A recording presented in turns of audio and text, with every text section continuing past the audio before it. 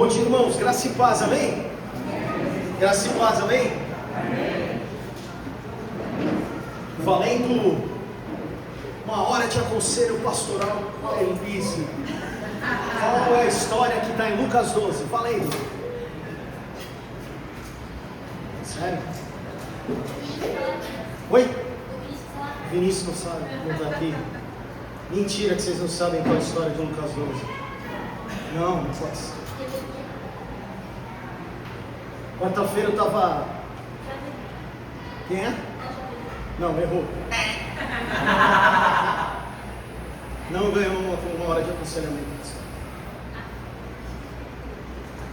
Eu estava quarta-feira lá no meu trabalho.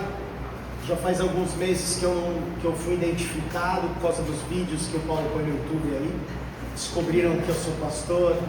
Não que isso seja um problema, né? Mas aí eles me pegam lá, tudo mais, e uma pessoa me pegou e falou assim: cara, tenho que te contar uma história que aconteceu comigo. Um rapaz é católico e tudo mais, mas é ativo na igreja católica, ele canta, fala, ele diz que prega e tudo mais. Ele falou: cara, estava num retiro, ó que interessante, estava num retiro e uma pessoa me procurou para me contar uma situação da vida dele. Era um médico. Esse amigo me disse o seguinte, o médico disse para mim o seguinte: João, eu consegui tudo na minha vida, estudei, eu era um médico muito bom, muito reconhecido, muito famoso, eu tinha dinheiro, carro que eu quisesse, comia onde eu queria, fazia o que eu bem queria, mas eu deixava um pouco a minha família de lado, por conta desse preço da profissão. Eu fui deixando minha esposa de lado, minha esposa engravidou, e eu, mesmo sendo um médico obstetra, eu fui deixando ela um pouco de lado, e no dia do parto, que eu estava fazendo o parto da minha esposa, nós tivemos uma intercorrência e eu perdi a minha esposa e meu filho nas minhas mãos. E aquele cara diz que a vida dele acabou, e ele diz: minha vida continua acabada, eu continuo sendo médico, mas eu salvo muitas mulheres, eu faço muitos partos, mas eu não tive condição de salvar a vida da minha esposa e do meu filho. E por mais que tristeza seu coração essa história, ele diz que a reflexão que ele fez não foi o que ele podia fazer diferente naquele momento do parto. Será que eu podia ter feito algo diferente? Foi porque ele não tinha passado tempo com a esposa, acompanhado o pré-natal dela e ter sido um marido melhor. Por que ele correu tanto atrás de coisas, de bens, de posses e dinheiro, ao invés de ter valorizado aquilo que para ele hoje ele entendia que era muito melhor? Ele disse que trocaria toda a fama pelo tempo com a esposa. Essa história fez com que eu fosse até Lucas 12, 16 a 21. E essa história que você conhece, você abriu aí, Lucas 12, 16 a 21. Quem abriu aí?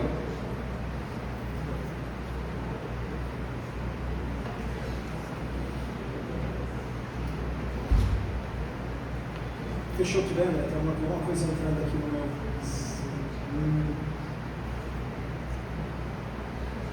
Quem abriu aí? Pode ler para mim? Pode ler bem alto, bem bonito. Lucas do 16 ao 21. Lucas 12, 16 a 21. Lê bem bonito. Contou-lhes então essa parábola. A terra de certo homem produziu muito. Ele pensou consigo mesmo: o que vou fazer? Não tenho onde armazenar a minha colheita. Assim disse: já sei o que vou fazer. Vou derrubar os meus celeiros e construir outros maiores. Ele guardarei toda a minha safra e todos os meus bens. E direi a mim mesmo: você tem grande quantidade de bens, armazenados para muitos anos. Descanse, coma, beba e alegre-se. Contudo, Deus lhe diz: insensato, essa mesma noite a sua vida será exigida. Então, quem ficará com o que você preparou? Assim é com aquele que acumula tesouros para si, mas não é rico em relação a Deus. Jesus conta uma parábola sobre um homem que teve muito sucesso, parecido com a minha história verídica. Prosperou, cresceu, produziu muito, mas numa determinada noite, ele ouviu Deus falar algo para ele que a gente pode considerar que é algo terrível. Deus chama aquele homem de louco, louco, esta noite pedirão a tua alma. Essa parábola, irmãos, mostra para nós que nós já pregamos várias vezes. Eu já preguei, a pastora ele já pregou, até você já deve ter pregado para alguém sobre essa parábola. Nos mostra dois caminhos possíveis para a vida. Ou nós vamos ser ricos para nós mesmos, ou nós vamos viver uma vida que nós vamos ser ricos para com Deus. E a parábola começa, nós lemos do 16 ao 21 de Lucas 12, mas do 13 ao 16 é uma discussão que está rolando sobre herança. Alguém aqui é herdeiro? Não? Eu não tive essa... Alguém? Não? Eu não tive essa felicidade também, irmãos. Minha esposa não tem dotes, por isso que a gente tem que trabalhar bastante. No versículo 15 de Lucas 12, o alerta é o seguinte: vede, guardai-vos de toda avareza, porque a vida de um homem não consiste na abundância dos bens que ele possui. O problema, irmãos, não é possuir coisas. O problema é deixar que essas coisas possuam o nosso coração. E é fato que todos nós, de alguma maneira, irmãos, todos nós, em você, 20, 30, 40, 70, 100 anos, não importa, estamos acumulando alguma coisa na vida. É um fato. Alguns acumulam dinheiro, não é o meu caso. Outros status, outros acumulam seguidores, outros acumulam conforto. Então, Jesus faz a pergunta, irmãos, que atravessa 2000 anos. Nós estamos acumulando para nós mesmos, ou para sermos ricos para com Deus? Nós estamos acumulando para nós mesmos, ou para sermos ricos para com Deus? O sucesso desse homem, irmãos, ele é interessante, porque o texto fala que a terra de um homem, a terra de um homem produziu com abundância. O grego, irmãos, esse texto no original do grego fala sobre essa produção abundantemente, mas ele fala também que essa produziu com abundância foi de uma colheita que foi extraordinária. Então, irmãos, a prosperidade não veio da genialidade daquele homem. A prosperidade veio da fertilidade da terra, que deu uma colheita extraordinária. O texto, irmãos, que a gente esquece muitas vezes, ele já mostra que a bênção veio de Deus, a bênção veio de Deus, mas o homem, esse cara, nunca reconhece isso. E a gente pode observar algo importante: não há pecado na prosperidade dele, não é pecado, irmãos, não é nenhum pecado na tua prosperidade. Mas aquele homem trabalhou, aquele homem teve uma boa colheita, aquele homem teve planejamento. O problema aparece no versículo seguinte, que ele fala: o que farei? Não tenho onde guardar minha colheita. Nos versículos 17 a 19 que nós lemos, nós podemos ver algumas expressões que deveriam ser estranhas para nós, porque aquele homem está dizendo: os meus frutos, os meus celeiros, os meus bens, a minha alma. A vida desse homem da parábola gira em torno dele mesmo, a vida dele gira em torno dele mesmo. O texto, irmãos, contém 4 verbos que a gente pode dizer que são ações ligadas a ele mesmo. Ele fala: eu farei, eu derrubarei o celeiro, eu vou construir um novo celeiro, e eu direi a minha alma. Esse homem tinha uma vida e um plano de vida sem a coisa mais importante na equação, que é Deus.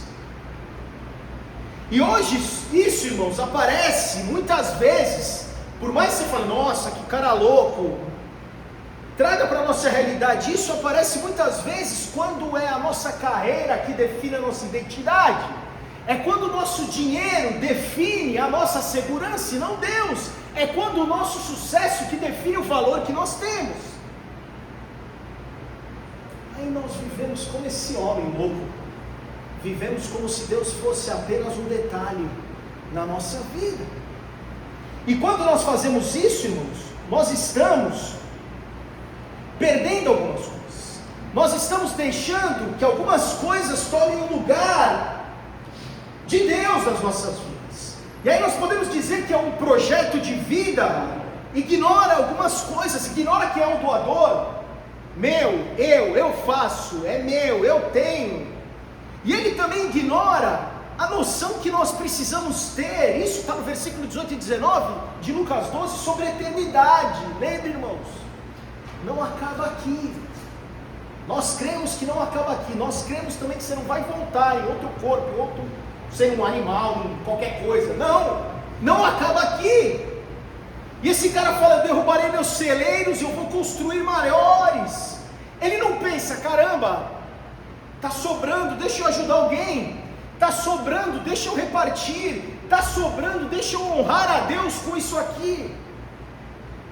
Ele pensa apenas em aumentar a conta bancária. Ele pensa apenas em aumentar o armazenamento. Nos versículos centrais dessa parábola, irmãos, aparece uma expressão interessante para nós, que no grego traz um conceito de que ele estava ali, o homem estava discutindo consigo mesmo, ele estava deliberando consigo mesmo, ele estava discutindo uma discussão interna, ele estava conversando, aquele homem estava conversando, não tinha ninguém ali, ele estava conversando com o próprio coração. Ele fala com ele mesmo, ele fala com ele mesmo sobre aquilo que ele tem, ele fala com a própria alma dele, mas nunca ele lembra de falar com Deus. Nós vemos que uma vida centrada em si mesmo sempre acaba se tornando uma vida sem Deus no centro. Você entende isso? Quando é a minha vida que é o centro, quando a minha vida está centrada em mim mesmo, só tem um lugar no centro. Se sou eu, não tem mais ninguém. E é esse o problema que nós não podemos cometer, o erro que nós não podemos cometer. Esse é o problema que aquele homem cometeu, uma vida sem que Deus seja o centro. Ainda nos versículos 17 e 19, ele continua dizendo: os meus frutos, os meus celeiros, os meus bens, a minha alma. O texto original deixa isso muito forte, muito claro. Isso mostra muito sobre o coração do homem. Ele não vê nada como a dádiva de Deus, e nós falamos que o texto fala que foi a colheita, foi algo que foi dado, que não foi pela genialidade dele, nem sorte, foi Deus que deu. E esse entendimento, irmãos, que é meu, sou eu no centro, isso vai totalmente contrasta totalmente com qualquer ensino bíblico e com o entendimento que nós temos, irmãos, que tudo vem de Deus. Tudo vem de Deus. Tiago, capítulo 1, versículo 17, diz que toda boa dádiva vem do alto, toda boa dádiva vem do alto, tudo vem de Deus. O problema desse cara não era ele prosperar, o problema era pensar que tudo era dele. E depois que ele entende que ele é um cara de sucesso e que ele precisa aumentar os celeiros, ele fala: beleza, agora que eu estou bem, que eu estou rico, eu vou fazer o que os versículos falam, vou descansar, comer, beber e regala-te, é o que diz o texto. Esse cara, irmãos, ele acredita que a segurança dele vem do acúmulo.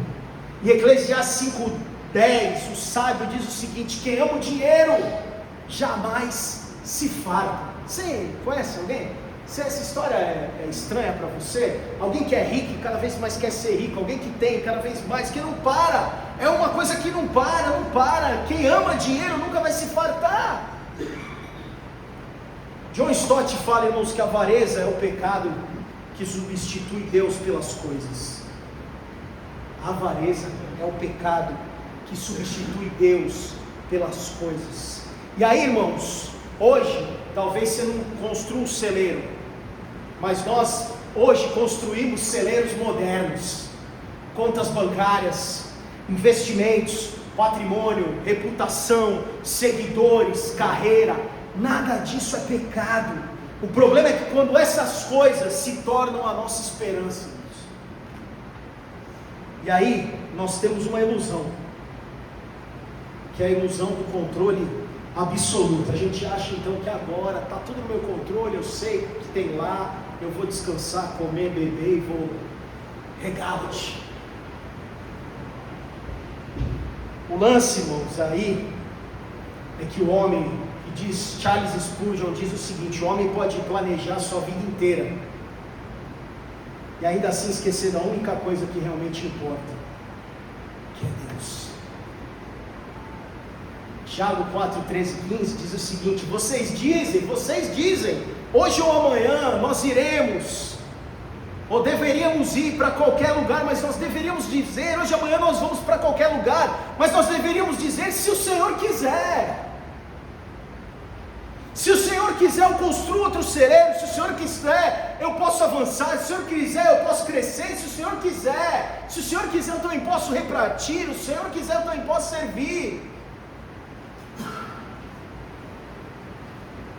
E aí, irmãos, por conta dessa insanidade, desse cara que foi chamado de louco, a gente tem o que nós podemos chamar de uma interrupção divina. Porque o texto fala que Deus fala para ele: louco, esta noite pedirão a tua alma. Todo planejamento humano, toda prosperidade, tudo, irmãos, é interrompido por uma única frase divina.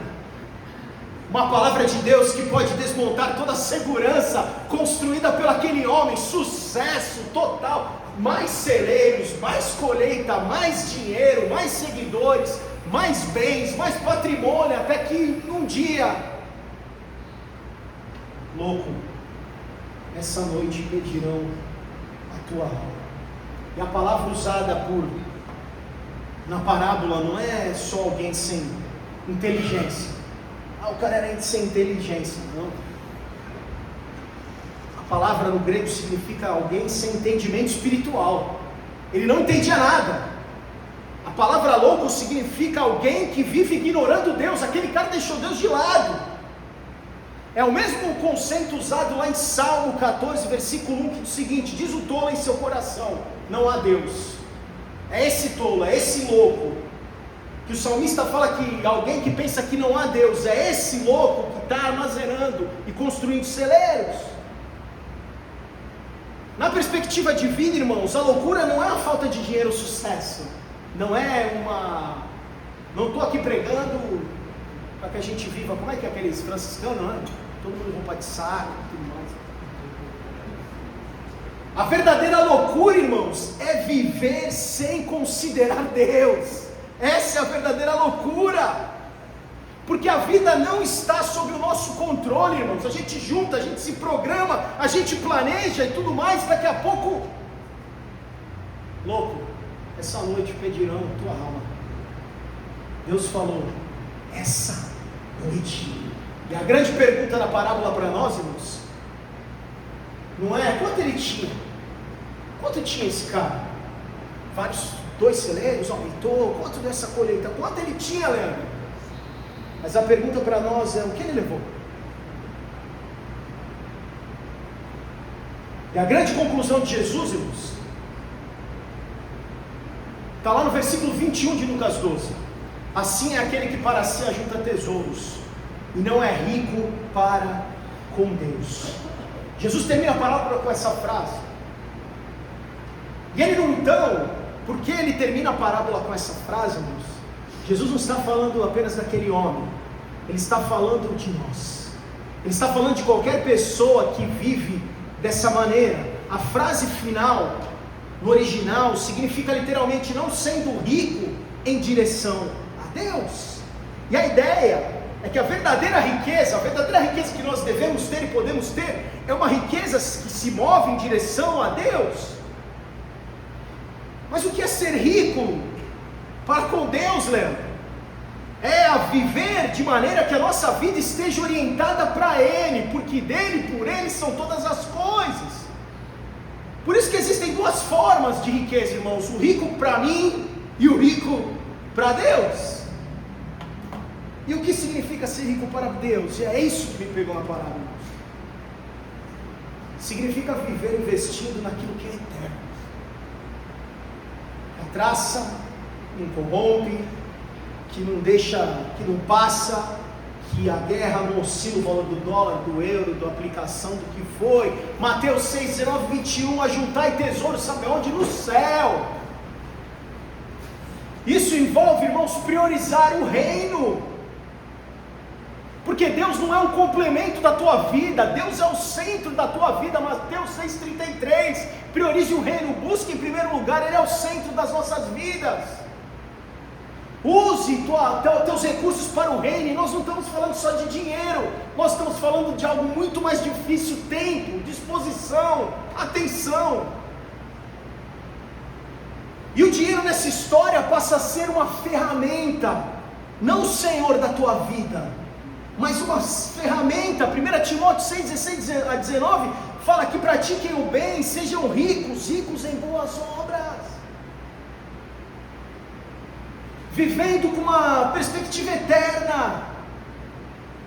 A pergunta deixa de ser quanto eu posso guardar e passa a ser quanto posso investir na eternidade. Quanto eu posso investir na eternidade? Onde está o teu tesouro hoje, moço? Onde está o meu tesouro? Onde está o nosso tesouro? Carreira, patrimônio, reconhecimento, nós estamos acumulando, nós estamos abençoando. Generosidade, serviço, discipulado. A nossa agenda, faça uma reflexão sobre a tua agenda, assim como eu fiz sobre a minha agenda. Tem revelado o quê? Riqueza espiritual, tempo investido com Deus, tempo investido na palavra, tempo investido nas pessoas, tempo investido no reino. O problema é que a maioria investe naquilo que desaparece, naquilo que a traça e a ferrugem vão corroer. O homem da parábola aumentou os celeiros, mas ele nunca aumentou a riqueza dele diante de Deus. Ele tinha muito na terra, mas nada no céu.